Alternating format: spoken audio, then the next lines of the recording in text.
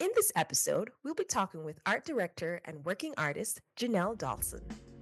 This is the Hidden Critique, where we discuss art, race, and higher education at the intersection of MFA. I'm Marlon Tobias, pronouns he, him. And I'm Krystle and Marlon, pronouns she, her. Welcome to our show. Jenal Dolson lives and works in Chicago, Illinois, as an artist and artist professional. She received her MFA in 2020 in Florida and her BA in 2007 in Canada. Dolson's paintings emphasize strong contrast between light and dark, oscillating between depth and flatness, saturated with hues redolent of the 1980s when Dolson was growing up, lines and patterns intersecting with amorphous shapes that generate new forms in a continuous process of metamorphosis. She has participated in residencies at Tempest Projects, Artscape, Gibraltar Point, and Vermont Studio Center. She's had recent solo and group exhibitions at 65 Grand, the Hyde Park Art Center, the Kimball Art Center, and the Stephanie Ann Roper Gallery. She has received grants and funding through the Ontario Arts Council, the Hamilton Arts Council, the Toronto Arts Council in 2024.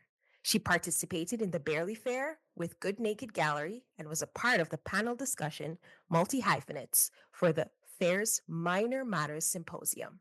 She recently holds the position of gallery director at Andrew Rafus Gallery in Chicago and has a studio at Mana Contemporary. Welcome to the show, Jenal. Thank you so much for coming. Thank you so much for having me. Of course, of course. So excited to really get into the nitty gritty with you. But because mental health is important in life, especially when you're living the artist entrepreneur lifestyle, we want to know, Jenal, how is your heart? Thank you for asking. This is a question I feel like I'm not asked very often, and I really appreciate it. How is my heart? I'm feeling excited. I'm feeling a lot of things. Let's focus on excited. All right. Yeah, I'm looking forward to spending time with my family this week. And so I'm like excited and anticipating reuniting with everybody and just feeling a lot of love. Nice, nice. That's so beautiful. How about Mhm. you, Chris? How's your heart? My heart is feeling a little overwhelmed because of a busy semester, but very much like Janal, I'm excited for family time that's upon the horizon as we we get closer to the holidays. How about you, Marlon? How's your heart today? I'm feeling a little nostalgic Mm. today. So we're in the fall season, and homecoming season is also here and upon us. My undergrad alma mater's homecoming will be at the end of October.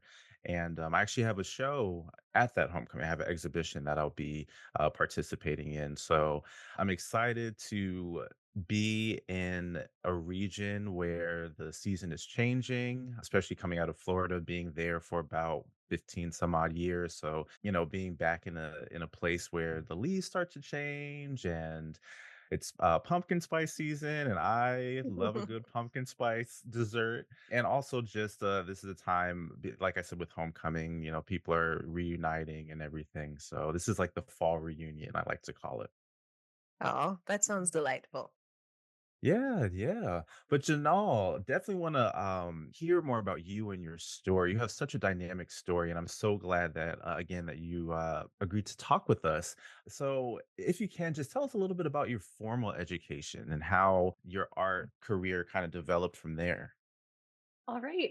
Well, I'm in Chicago now, by the way of Canada to the US for school, but tracing it back a little bit further, I did my undergrad in Waterloo, Ontario, and I did that in the early 2000s. And so, when I was there, I was reflecting on this time in my life over the past couple weeks and thinking about, how did I end up here and how did I make it into Chicago. I don't think I ever thought maybe that I would live in the US, and it's just so interesting to me. So anyways, I spent a lot of time traveling after I graduated from undergrad, kind of into Europe and in the US.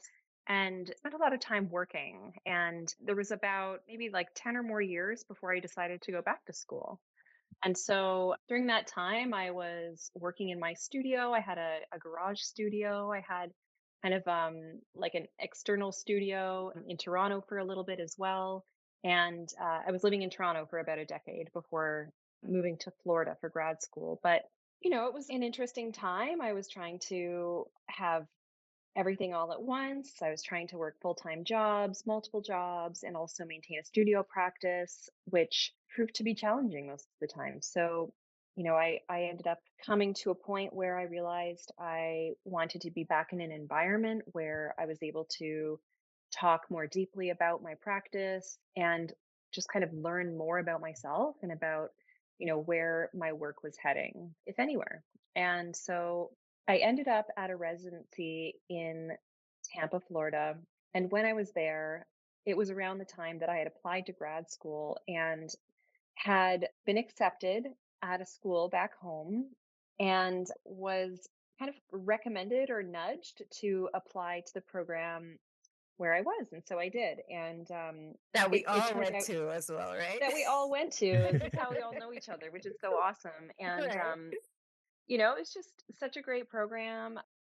I couldn't I couldn't pass it up.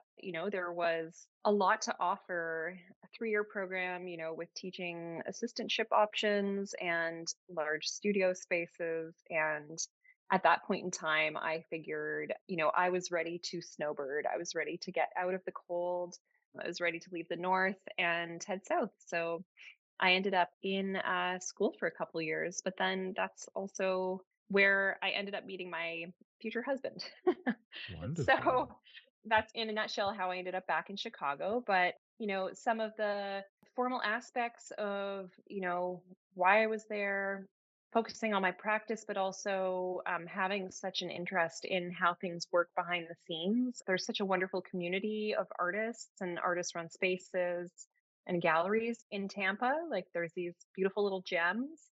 And I was able to participate and volunteer Mhm. and work in some of those spaces, which was really great. A lot of the faculty were involved in external spaces from the school, and it was a really great kind of hub to hang out at and get to know other facets of other people's lives too, like how they handle all of these professional settings and more social settings and kind of like other venture settings. So it's always been an interest of mine to kind of be in that scene, and ultimately it led me back to Chicago where there was an opportunity for me to help out at the gallery where I am now, and kind of stuck for the past 3 years. So You said stuck? it's stuck. Nice. A good It's kind stuck. of it's turned into a bit of a family business. So Yeah, I feel really lovely. proud of that, and um, I've learned so much. There's been a real shift in my learning from operating in kind of like an artist run center kind of situation, just as like a gallery assistant in the past and a volunteer, a bartender, like just somebody basically helping out at any cost to get my foot in the door. And now, I'm in this position where I actually have a lot of sway in the gallery. Being the director, it's allowed me to work in a curatorial sense, a very heavy administrative sense. And it's been a really intense few years, like learning how to do all of these things, but really rewarding. Okay, nice. Now, you already touched a little bit on a few of your tasks under your role as art director, but can you just really define the responsibilities of an art director?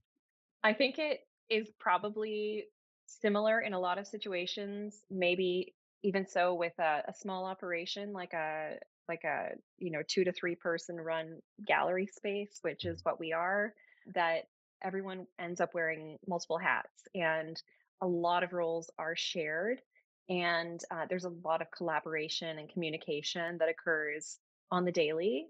Um, and for me, I guess, I come in and I'm like I said, it's kind of admin heavy. There's a lot of correspondence and emails to stay on top of. There's a lot of updates to stay on top of. I learned how to manage a website, how to manage like an inventory database for all of our artists. We have a roster of about 15 represented artists. And so there's always multiple projects that every artist is working on that we need to keep track of and support to the best of our ability.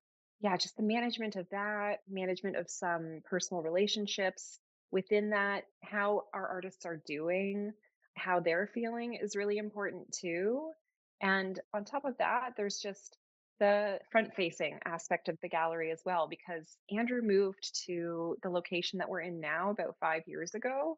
And he came from a space that was on a second floor. So it was a second floor walk up. And the shift from being in that sort of space to this is that we have a large front window.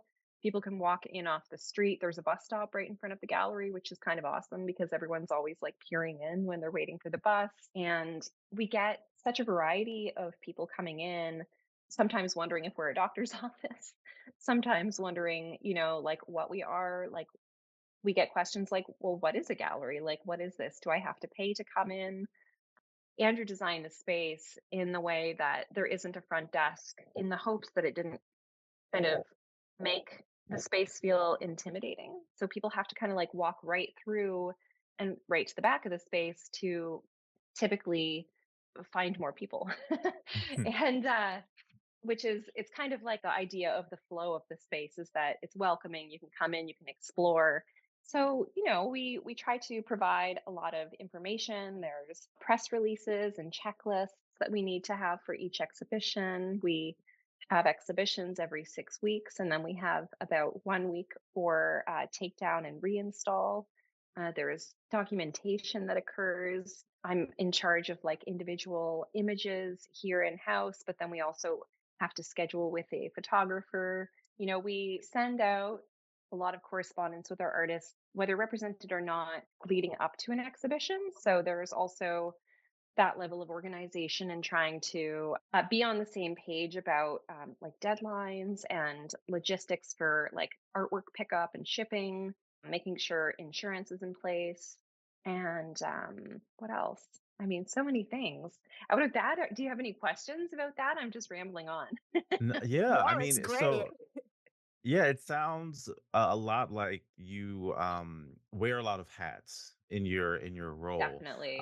But overall, what it sounds like is for what you do, it sounds like there's a lot of administrative work, a lot of mentorship with the artist on your roster, and also a level of sales and education for people coming into the gallery as well. Yeah, yeah, definitely. We try to be as knowledgeable as possible about the artists that we have on view because we want to speak in the best way possible about the work. We want to be able to, yeah, educate, just like talk openly about the work, see if that resonates with people. There's also sales. We have that whole aspect of the gallery, which is what a commercial space relies upon. So, all of these things leading up to that are super important so that ultimately we can place work with collectors or institutions. Nice. So, speaking about collectors, what have you encountered when establishing relationships with collectors in order to promote your artists and their work? That's a great question. For me, it's always an exciting time to meet new collectors. I think that it's always like super enriching to learn about the knowledge base of certain collectors too. I mean, I'm often so impressed with the knowledge of art history that collectors have in this city and am often learning so much from them. I really enjoy talking with collectors about the artists. We get a lot of people coming in from the neighborhood. So we have young collectors. We also have people in the city that have been collectors of Andrews for 15 or 20 years. So for me, there's always a level of kind of, I don't know if trepidation is the right word, but just wanting to kind of understand who I'm talking to, I think is important. Andrew has like such a vast knowledge of the city. He's been here his whole life. And so he knows everybody. And I find that to be so impressive. I can't wait to be in a similar place like that, because it's something that enriches conversations and relationships, remembering who people are that I've met before, remembering pieces that they have in their collections. A lot of the collectors that we deal with too are very seasoned and may have pieces in their collection that they're loaning out to museums, which is just so wonderful. With our collectorship, we hope with our artists that we're finding a very secure placement for work that's going to be in somewhat of a permanent collection, a very long-term collection. We're not looking to or very interested in art to be sold and then like flipped or put onto the secondary market. We're really vouching for our artists and trying to support their careers, especially more emerging artists. So that's something that we often have in mind. That's beautiful. And is this position that you currently hold as the director, is that something you see for yourself long term, or are there other avenues within art administration that interests you? I'm really happy here and working as a director here. I think that because we are a smaller operation, and that does allow for a lot of flexibility. And Hmm. over the past couple of years, something that has been expanded in the role is the ability for me to step into more of a curatorial role, which has been very Mm. exciting. Mm. I can remember even back in undergrad, I was part of, the we called ourselves SOFA, which was the Society of Fine Artists.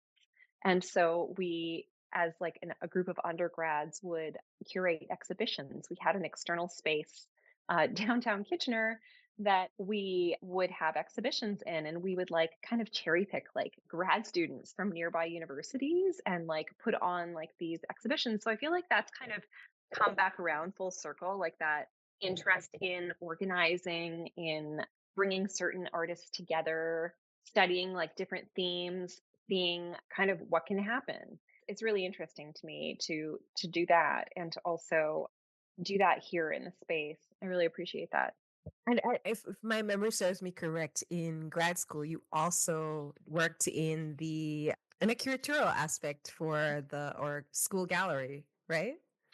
I I was involved in some things with the gallery, but Yeah. not the curator proper. It was Okay. more of like I think collaborating with, and there was always the opportunity to propose exhibitions, and so yeah, I was always keen to throw Mm-hmm. ideas around and get Yes. together with folks and do different things and see what happened. Absolutely. And so I want to learn a little bit more about how you're balancing these many hats, specifically your role as a director and your art practice. So how are you balancing the responsibilities of these two? It is definitely a big balancing game. It's always, tricky. It's always difficult. There's always a challenge. It's hard work. I think, it goes back to time management and being mindful about yourself as like the being that has to make all of this happen. So, I try to focus on like how can I have the most energy. I have to take moments now and consider, that I can't do everything. I have to rest. I have to be good to myself. I can't, go out and party. Like it's, you have to be focused and organize your time to get everything in, because there are a lot of hours in the day, and most of the time, I feel like you can get a lot done, but it's just whether or not you have the time, like the energy really to do it. So balancing both, it's kind of like working at the gallery is definitely full time, and Hmm. then I have well, the beauty of that too is that our hours are throughout the week, and kind of sort of like a 9 to 5, kind of like 10 to 5, and then if I'm working on any deadlines, there's always the evenings and then the weekends, and we're closed on Mondays, so it Hmm. can kind of be like a little wraparound for studio time. But ultimately, yeah, it's priority for me right now is definitely like my practice is always going to be a constant. I know that for sure. Yeah. But I have a lot of things at stake. And, I need to work, I need to make money, I need to be able to provide, to my family also. And Hmm. yeah, it's just, making those choices. Sometimes you have to make sacrifices. Yeah, it's just something you have to kind of push through. Right, right. And so, with that in mind, how are you measuring growth in your art practice as you balance the two and your priorities based on what's needed at the moment? Mhm. I like this question a lot because this is something that I had not measured or thought about very often in the past. But as I was saying before about time management, I think that it's something I've noticed a lot over the past couple of years. I think, especially with, having finished up grad school where you have to juggle a lot of things at once, and just knowing after you're finished that you're going to be out in the world and on your own. I think measuring growth or considering like how you can do better or setting goals for yourself is good practice. And measuring that for myself currently kind of been like a bit of an organic process, but also just kind of buckling down in the studio with schedules, just getting things done, finding different ways of being productive to increase efficiency, making like lists for myself, scratching items off those lists.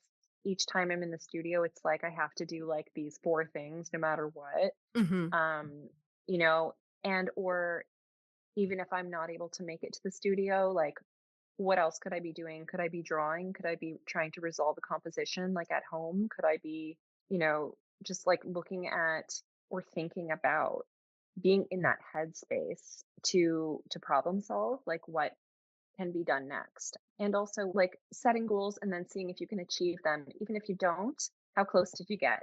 Hmm. Those are, I don't think that, it's whether or not things have worked out perfectly, but yeah, for example, like an exhibition I did recently, I aimed to be completely done all of the work, I think 6 weeks in advance before the exhibition, but then I think I ended up about 3.5 weeks before the exhibition. So that was like, okay, that's like all right. Yeah. But I think compared to like maybe past situations where I wasn't that specific with myself, I was like, okay, like I can do this. And again, now I'm kind of like working towards something and trying to set the bar like a little higher to get a little bit closer to kind of what Yeah. the original goal was. So, Yeah. yeah, So, making a mark and then also making sure that mark is measurable. exactly. Wonderful. And so, do you ever find there are conflicts of interest between propelling your artwork and then also doing your role as a director? I feel like an internal conflict sometimes Mm. when, at first I was kind of hopeful that maybe I would be showing in a gallery like kind of right away after grad school, and that kind of pressure of being in a commercial space, kind of maybe measuring myself against others, which I just ended up having to throw out the window. It's not, it's everyone's path is like very different. And I just ended up kind of gaining a lot of patience with myself, and also just giving myself time to like let the work develop at a speed that was relative Hmm. to my time. And so I think that it's inevitable now that I've shown in the city that some people will ask about my work in the gallery. Yeah. I definitely keep that conversation to a minimum. Yeah. And I don't try to talk about my work. I never show images of my work in the gallery to others, Yeah. because I want to focus on the work in the gallery. Yeah. I'm not represented here. And I think it's important to keep things very separate. Yeah. I think that kind of relationship does exist where there's other gallerists that have relationships with their employees, and they do show in the space, and that sort of dynamic can exist, and I think it can work and it can work well. But I think for me personally, I'm like one person as the gallery director, and I'm a bit different as like artist me. And Yeah. I don't I really don't want to have to like sell my own work. And and especially like in a space that like it is a conflict. Like I would never like cross over that way. So yeah, for Andrew and I, we've talked about it. We're like very open. We're really transparent about that relationship, and we just keep it clean. Beautiful, beautiful. And has your role helped you in your art practice in terms of maybe framing things, or what from your role as a director Mhm. helps your art practice?